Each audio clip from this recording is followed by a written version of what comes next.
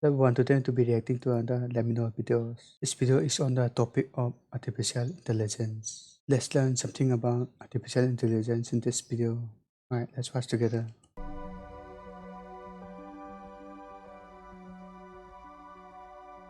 Artificial intelligence It's just from a movie. is easily one of the most prevalent themes in all of science fiction. The idea that a machine could exhibit the same level of intelligence and sentience as a human being has captivated writers and audiences alike for decades. From an ominous computer system in 2001, A Space Odyssey. Open the pod bay doors, Hal. I'm Space Odyssey. I've never seen the movie. sorry, Dave. I'm afraid I can't do that. To superhuman androids in Westworld. Ah, Turn Westworld. the other cheek.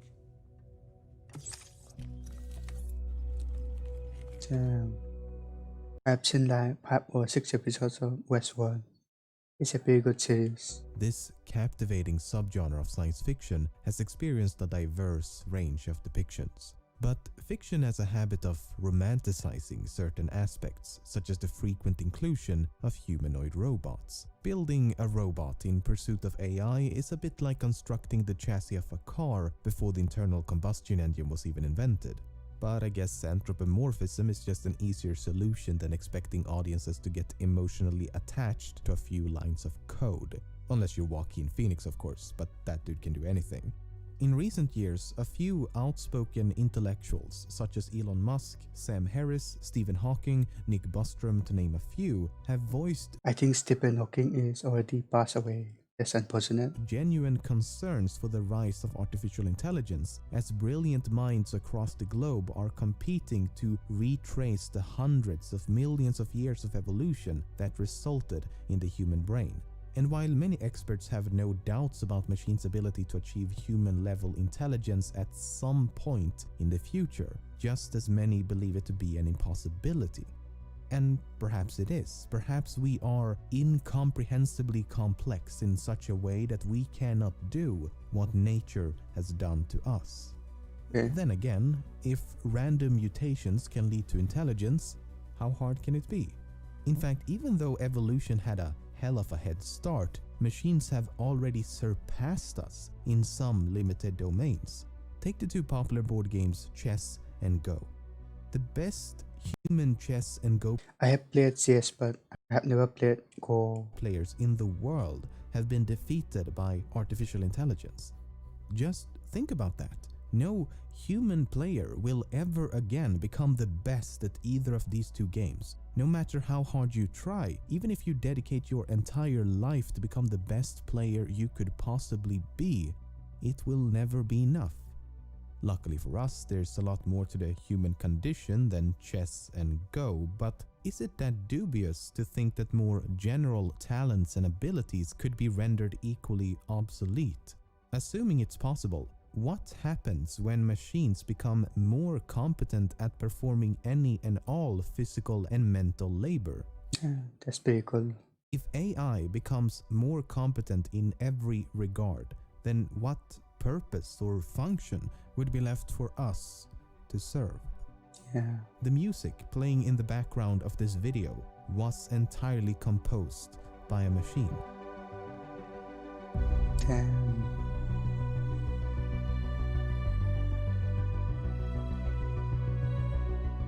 Even musics are composed by artificial intelligence. What else is there for us to do? Another example.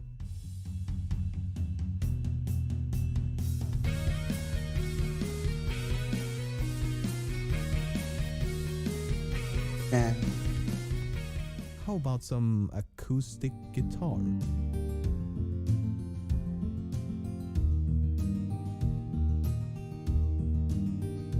That's pretty cool. Or some drum and bass?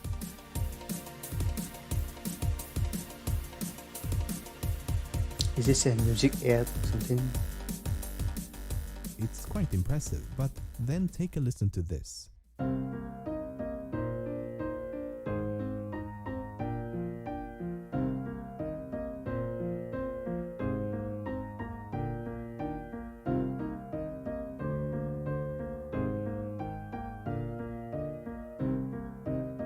Nice. This short and simple composition may sound rather unimpressive in comparison, but then consider this. This sound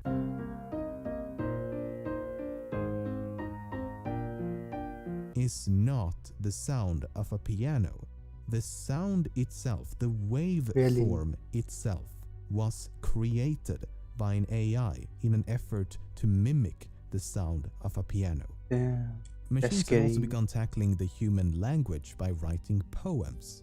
When I in dreams behold thy fairest shade, whose shade in dreams doth wake the sleeping morn, the daytime shadow of my love betrayed lends hideous night to dreaming's faded form. What? You know who would love this nonsensical mess of words that is inexplicably a real language? That's correct, the Danes. So poems may not be the best example, but news articles is a better one. Machine-written content has become so commonplace and so good that you've likely read a few automated articles without even realizing it. If you pause the video, see if you can discern which of these two paragraphs were written by an AI. The answer will be in the description. This is one of my favorites. Many of you have likely played around with text-to-speech engines. You input some text and then a voice will read it aloud. Many of you have likely played around with text-to-speech engines. You input some text and then a voice will read it aloud. But the reading voice is trash. Please send help. Up until now, this has been accomplished by having a voice actor read a long series of sentences and words. Then you splice the syllables into tiny samples before attempting to stitch and morph them back together. Artificial intelligence can not only do this in seconds, but can also produce a more natural-sounding speech. Let's take a listen. The Blue Lagoon is a 1980 American romance and adventure film directed by Randall Kleiser. The Blue Lagoon is a 1980 American romance and adventure film directed Wait, I thought the voice actor was an AI. by Randall Kleiser. Aspects of the We are used to hearing AI all the time, so can differentiate between voice actor and AI. Sublime in English Poetry and Painting, 1770 to 1850. Aspects of the Sublime in English Poetry and Painting, 1770 to 1850. It can also produce human-like gibberish. Sådan. Et ufattasitje er still German, but the Neptune on his totality, Gerald the threatening that got killed at so. Different language. Find the neck out. For so again, like then, the house is a phone. That's like, is it today? So, how does it work? Well, as you can imagine, it's complicated, and that's a severe understatement, but let's use an analogy. Think of a human infant. An infant doesn't really know or comprehend anything. It's just an oblivious sack of meat that occasionally moves around and screams a lot. Sack of meat. Nevertheless, the human brain must be doing something, right? I mean, it's not dead, so what's happening? Well, for the most part, the brain will be searching for patterns, systematically attempting to identify recurring events in an effort to make sense of the world. Colorful toys equals fun. Vegetables, not so fun. If mommy and daddy can speak, maybe I can speak. If they can walk around on 2 feet, maybe I can too. A few years of this repetitive learning process and we can go from this to this, and even this, and unfortunately this. You don't want that. This is essentially what machine learning is all about. You create a simple mathematical model of the human brain and then you feed it a bunch of information. This artificial neural network will then attempt to make sense of this information by learning from past mistakes and imitation. The result is this natural evolution that no human could ever manually program. And there's really no reason why this system could not be scaled up to human levels and beyond. A limiting factor of the human brain is that it has to fit inside a cranium. An artificial brain could be the size of a building or larger still. An AI could also operate at the speed of light as well as improve upon itself. In essence, it could teach itself how to learn new things, and in doing so would Humans cannot learn quickly, but AI can. eliminate the need for a human at the controls. I don't know about you, but the fact that this is even theoretically possible makes me a bit worried for the future. There is a genuine cause for concern, as lost in this idealistic quest for improvement is the function of humanity itself. If we render the species incompetent, what's to prevent artificial intelligence from recognizing that incompetence and taking control? Because how do we control something that is more intelligent than us? It would be like a colony of ants attempting to control even a single person. It just isn't believable. And elaborating upon that analogy, think about the way we treat ants. Most of us don't have some deep hatred for ants, but if they are ever in the way of something that we want to accomplish, we could not care less about their existence. Yep. And even if we did care, how would we explain to them that they need to move because we want to construct a building or something? Attempt to explain to the millions of animals living in the jungle the geopolitical and socio-economical reasons for why we continue to destroy their home. It's impossible. They simply lack the intelligence to understand.